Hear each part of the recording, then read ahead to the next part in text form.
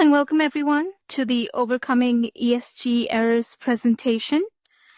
Today, we'll discuss Common Electronic Submission Gateway, or the new ESG Next-Gen's USP or Unified Submission Portal errors and their solutions. I'm Amanpreet Kant, I4I's Senior Regulatory Lead. I'll be your host for this webinar. I'm joined by my colleagues Jennifer Mariotas and Hannah Besmertny, who will be giving today's presentation. We'll have a Q&A session at the end of the presentation, and this presentation is being recorded. The recording will be made available to all registered attendees.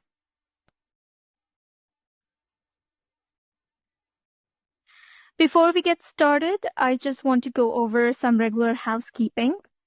Be sure to have your microphone on mute, and if you use a phone to listen to the presentation, make sure your computer audio volume is off. After the presentation, we welcome questions. You can type them into the chat panel. Be sure to send them to everyone. If you don't see the chat button, click the View menu and select the Show Meeting Controls option. We'll do our best to get to all your questions. On the agenda for today, Jennifer Mariotas will start us off with a look at what you will receive from the FDA after submitting your SPL to the ESG Next-Gen, and then we'll review some of the common errors you may receive at the ESG, such as table element errors and establishment errors. They will then pass things over to Hannah Besmertny to continue looking at other common errors, such as product characteristic errors and NDC errors. Finally, we will move to the Q&A portion and answer any questions you may have. So, Jennifer, let's get things started.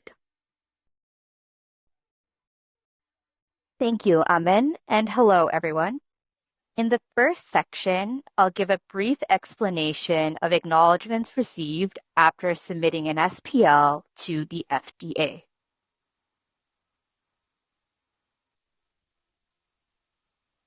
When an SPL has been successfully submitted via the ESG, you'll receive two types of acknowledgement files in the submission history section of the ESG Next-Gen Unified Submission Portal, USP, ACK2 and ACK3. ACK2 provides information on the submission and if the submission was successfully transmitted to the OC. This acknowledgement will have the extension .txt.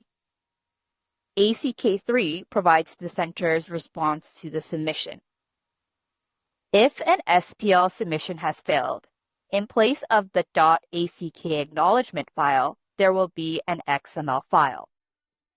This XML file contains details about the error or errors that caused the submission to fail.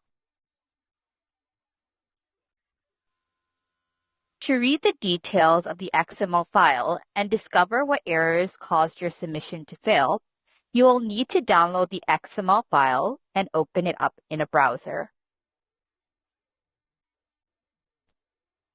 Now, let's have a look at 10 of the most common ESG errors that our clients receive for their submission and how to resolve those errors in order for your SPL documents to be successfully accepted by the FDA. The first error we'll look at is the number of table data elements must be identical to the number of column elements in each table. This error includes script tags that can seem a bit cryptic, especially if you haven't had to look at any raw XML code. What this error is flagging is that the border of one or more cells within a table is not aligned with the other cells. The table might be published with the number of cells in a row greater or less than the number of columns. Fortunately, the misaligned borders are usually easy to spot. In this first example, there is an arm sticking out. You can realign this table border to make the table a proper rectangle.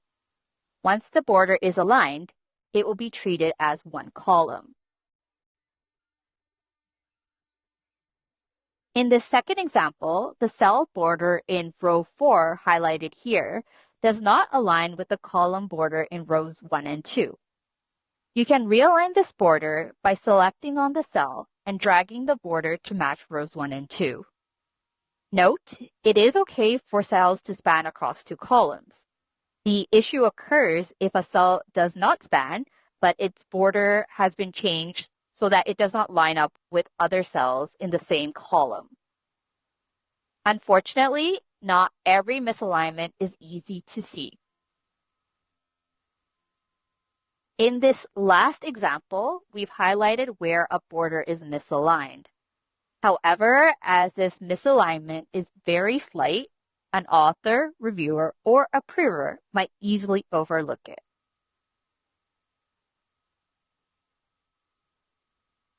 Error number 2 is a very common error, but can be resolved very easily.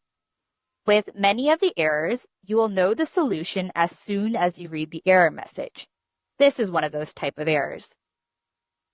If you are getting an error stating, value of version number must be greater than the value of any previously submitted version for the same set ID, it's basically asking you to increment the version number to the next whole number from your previous SPL document version. Please note that the version number must be a whole number and not a number with decimals. So, if your previous submission is at version 2 and you try to submit a lower version or the same version, it is going to fail. You need to assure that you submit an incremented version from your previous version. So, when should you update the version number? The answer is whenever you make an update to the SPL, and that SPL is accepted by the FDA, the next update should have an incremented version number. Another reason for this mismatch would be that if the SPL was submitted to the FDA with a future marketing start date. The SPL gets accepted by the FDA, but it's not posted on DailyMed or FDA's label repository because of the future date. This can also cause confusion regarding the version number. So even though the SPL is not available publicly, it was still accepted by the FDA. This means that if you now must submit the same SPL with a new change, the version number needs to be incremented from the version accepted by the FDA, even though the previous version visible on DailyMed is 2 numbers lower. And you don't need to change the version number if your submission returned with a failure message or XML report. This is because your submission didn't go through to the FDA, so that version number wasn't registered in the system. Just fix what caused the error and resubmit with the same version number. Please note, the version number is linked not only to the set ID, but also the NDC number in the file. I've experienced that some clients already have an SPL file with an NDC submitted to the FDA, but maybe due to changes in employees or other reasons, the same NDC is then attempted to be submitted in a brand new SPL with a new set ID and version 1. This will also result in the same error along with an error for the set ID mismatch with the NDC. Another common error we get asked about is this one. The outer package item code must not be associated with another set ID except under parts. Therefore, the original set ID included in the previous version of the file with the outer package item code should be used. Now, this error could be a little confusing to understand, but we can kind of tell by just reading the error message that it's talking about the set ID mismatch. The term outer package item code here is referring to the NDC code or the National Drug Code, which is a 3-segment code used to identify and report drug products. NDC code is unique per product, except under parts, means that the parts of the kit are excluded from this validation, which means that the NDC used for any part of the kit can also be used along with another set ID or another SPL document. So if the very first version of the SPL file submitted to the FDA had a particular set ID or a unique identifier GUID, then all versions thereafter must have the same set ID because a set ID is supposed to remain consistent throughout the life of the SPL document. If you come across this error and for some reason you don't have access to the previous version of the SPL, then you can either go to DailyMed or FDA's labels.gov website to look for the SPL. In case of establishment registration, bulk ingredient, DFP, or other SPLs that are not available publicly, you can reach out to the FDA by sending an email to spl@fda.hhs.gov. Another error we are asked about is the set ID is not associated with any other registrant ID.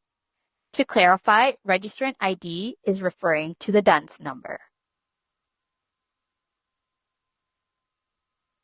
There could be multiple reasons why you're facing this error in your establishment registration SPL submissions.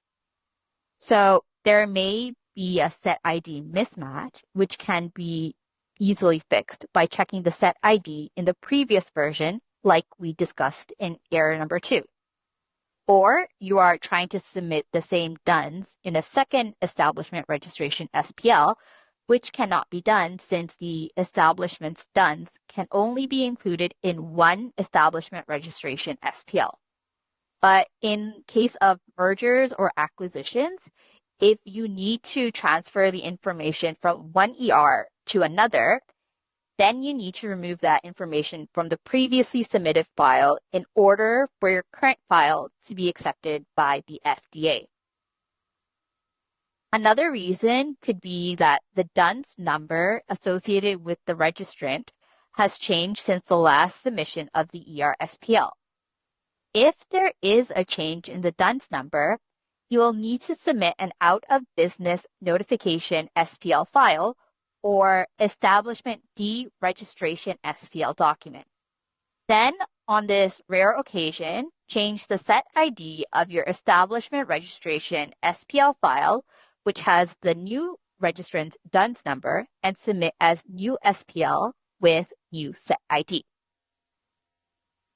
Please be extremely careful when doing this step, as we must be sure that we submit the out-of-business notification or establishment deregistration SPL prior to the submission of the new establishment registration SPL document, and that both are submitted on the same day.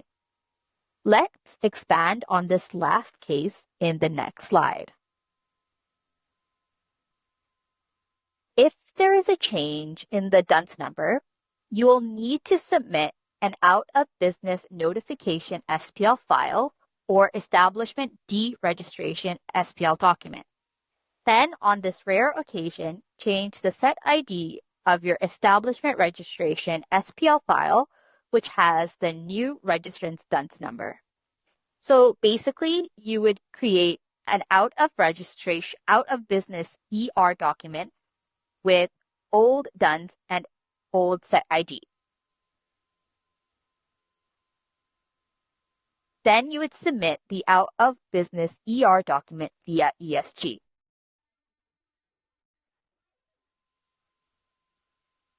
The out-of-business ER document is accepted if there are no validation failures. Then you would create a new ER document with the updated DUNS and new set ID.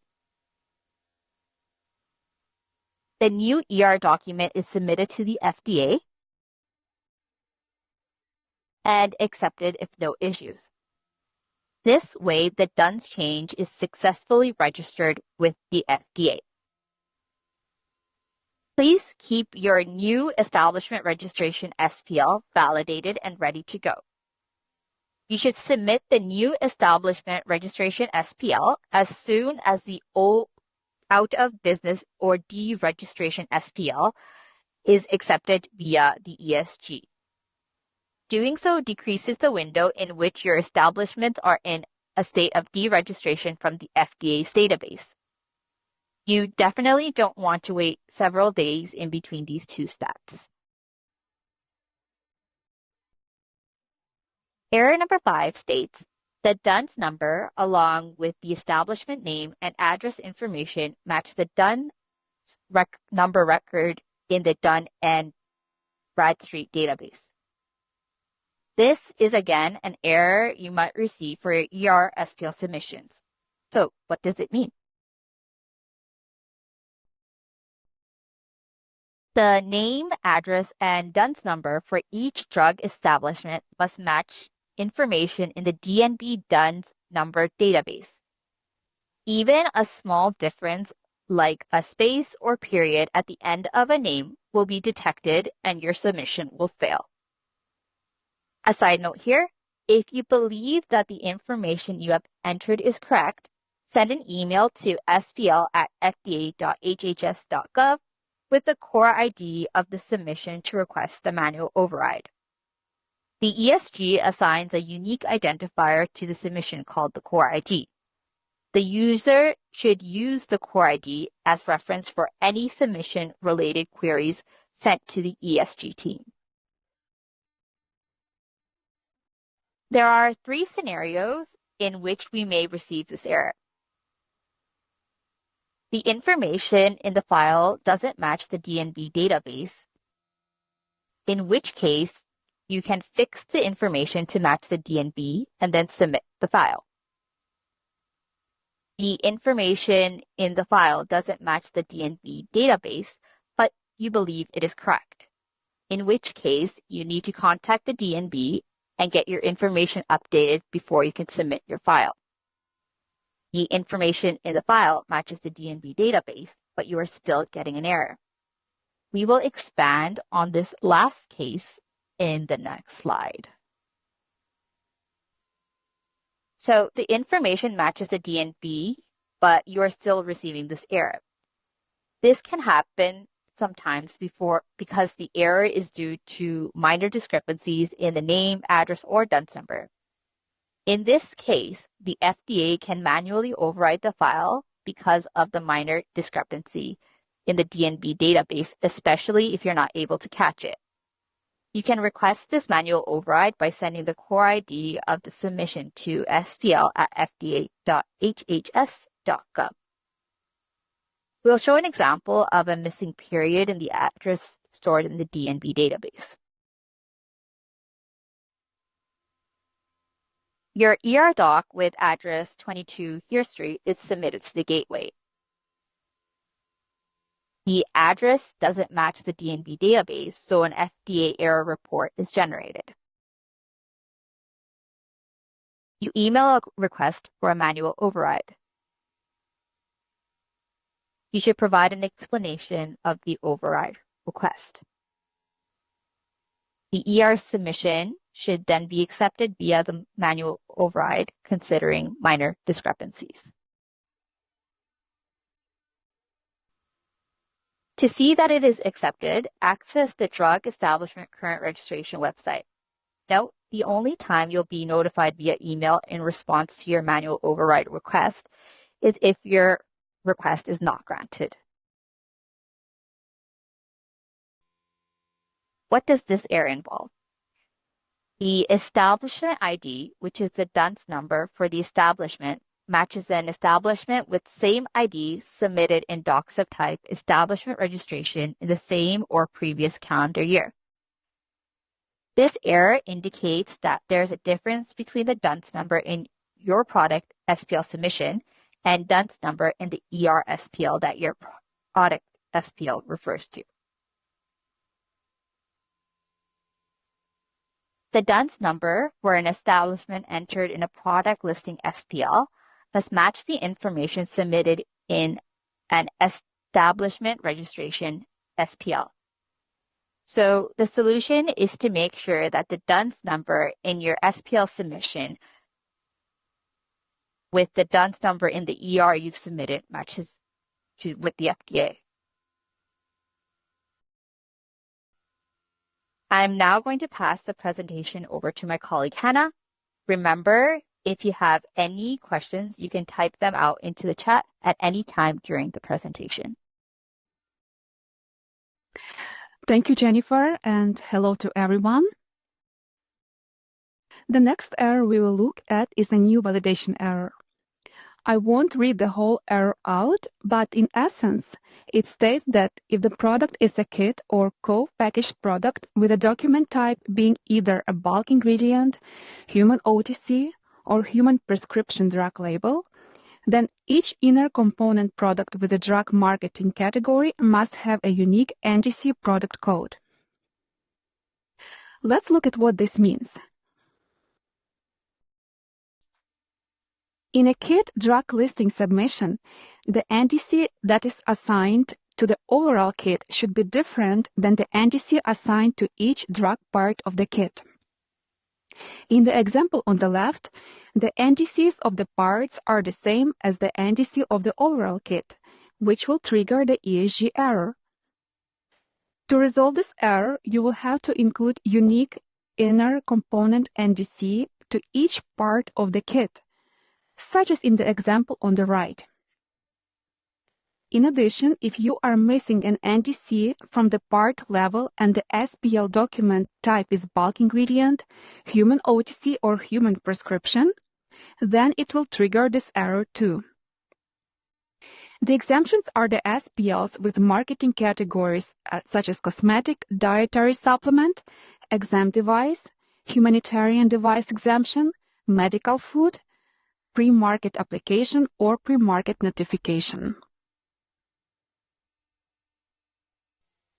Next, we will discuss some product characteristics errors. We will use the size, color, and imprint code characteristics errors as an example. These errors occur due to the mismatch of the product characteristics in the product data elements section of your current SPL version as compared to the previous version submitted to the FDA. So basically, if your previous SPL version submitted to the FDA has a size of 15 millimeters entered in the product data elements, but in the latest SPL submission, you are trying to submit size of 10 millimeters for the same NDC, then your submission is going to fail. This case is similar for when other characteristics such as color or imprint of the drug is involved. And if your report does in fact fail, then this is how your validation report may look. By clicking on the error, it will take you to the exact location of the error within the report, and then you can expand the characteristic coding by clicking on it once to see the actual values. This report will show you both values from your current submission as well as previously submitted version. And this way you can see the exact mismatch and correct it by either assigning a new NDC code to the product in case it's a change in formulation, or fix the characteristic to match the previous version and then resubmit the SPL.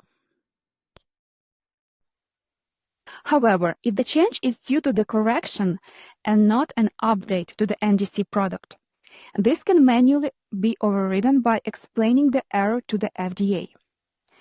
Please assure that you fix all other errors, if any, in the file before requesting a manual override for errors that require override. Submit SPL to ESG. It fails because of mismatched product characteristics. In this example, the previous version was incorrect, and you are submitting a new version to correct this. email the core ID to the FDA team with an explanation. For example, you can say that there is a typo in the previous submission and that you are trying to correct it.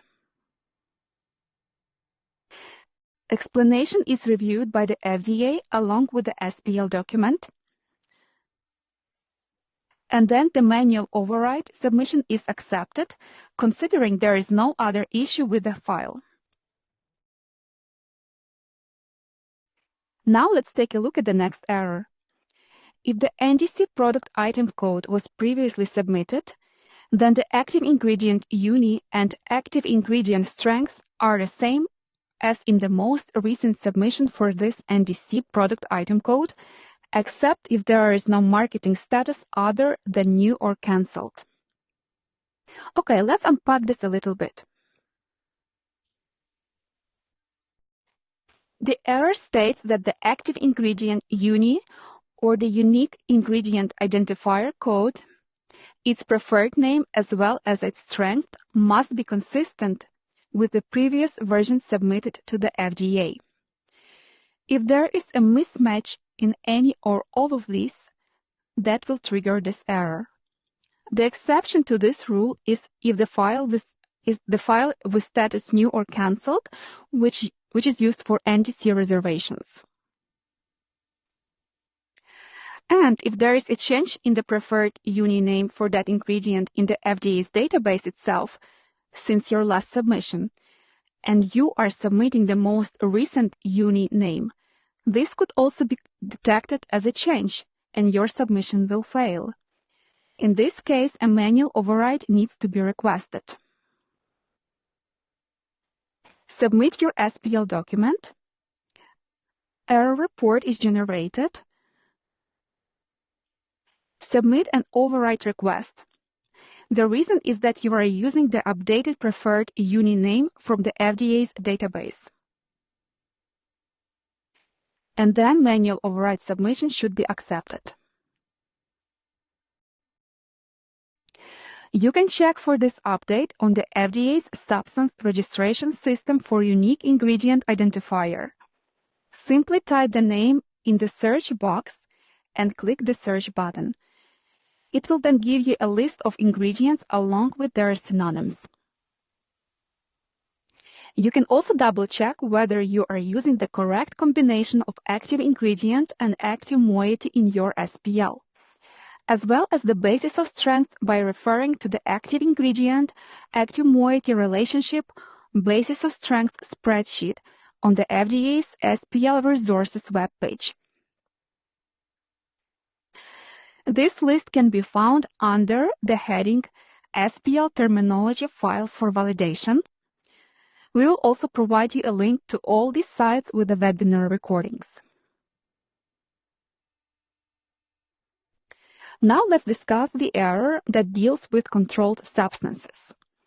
It states that if the product item code NDC is not on the DEA exempt product list, then the DEA schedule matches the one in the controlled substance table where all supplied constraints match, except for products regulated by CVM. The DEA schedule entered in the SPL must match the DEA controlled substance list. This list can be found on the FDA's SPL resources webpage, same as the active ingredient active moiety relationship list we just talked about. So let's discuss a few different scenarios related to this error. In the first 3 rows, we will use the controlled substance carfentanil as an example. In the first row, the SPL does not include the DEA schedule data for carfentanil, and carfentanil is not on the DEA exemption list. Therefore, it fails validation, and an error report is generated from the ESG. In the second row, the SPL includes the incorrect DEA schedule data for carfentanil. Therefore, it fails validation, and the error report is generated from the ESG. In the third row, the DEA schedule data for carfentanil included in the SPL matches that found on the in the DEA controlled substance list. Therefore, it passes validation and no error is generated from the ESG. And in the last row, we use the controlled substance butyl-butyl as an example. And the controlled substance is present in the DEA exempt product list. Therefore, the DEA schedule is not required in the SPL, and the SPL passes validation, and no error is generated from the ESG. Please note that both these lists are located within the DEA schedule link under SPL terminology files for validation, heading on the FDA's SPL resources webpage. The next error we are going to look at states that if the NDC product item code was previously submitted, then the product dosage form must be same as in the most recent submission for this NDC product item code. The product dosage form is also associated with the NDC code or the drug.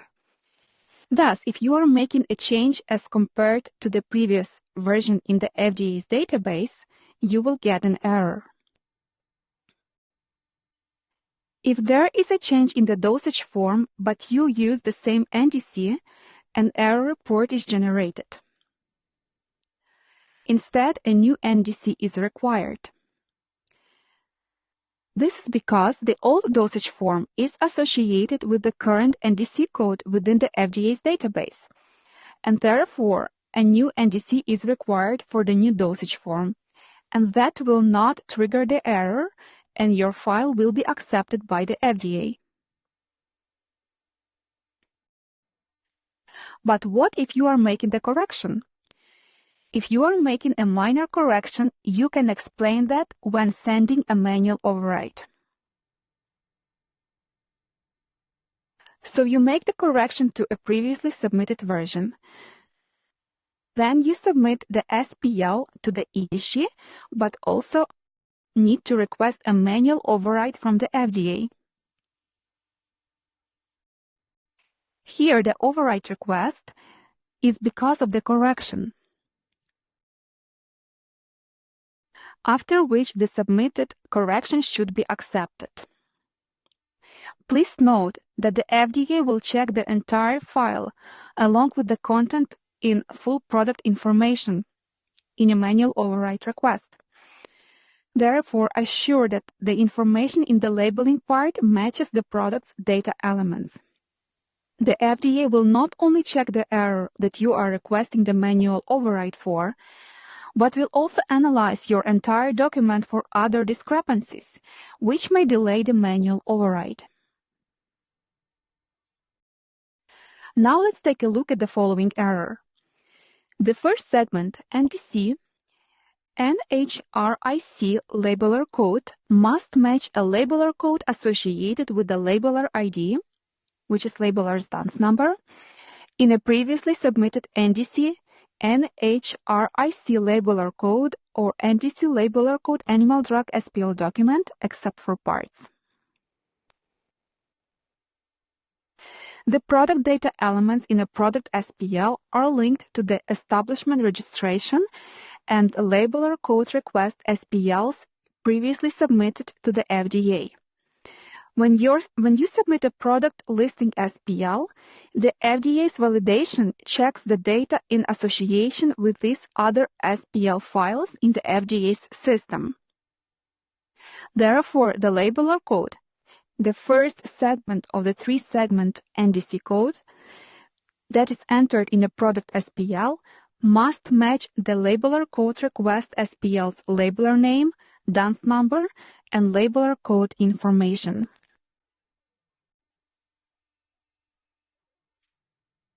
We are now ready to move on to the Q&A portion of our session. If you haven't already sent in your questions, then please feel free to do so now using the WebEx Q&A chat. Also, if you are watching the recording of this presentation and you want to send us a question, please contact our i4i support team at support@i4i.com. So we'll just give everyone a couple of minutes to send in their questions.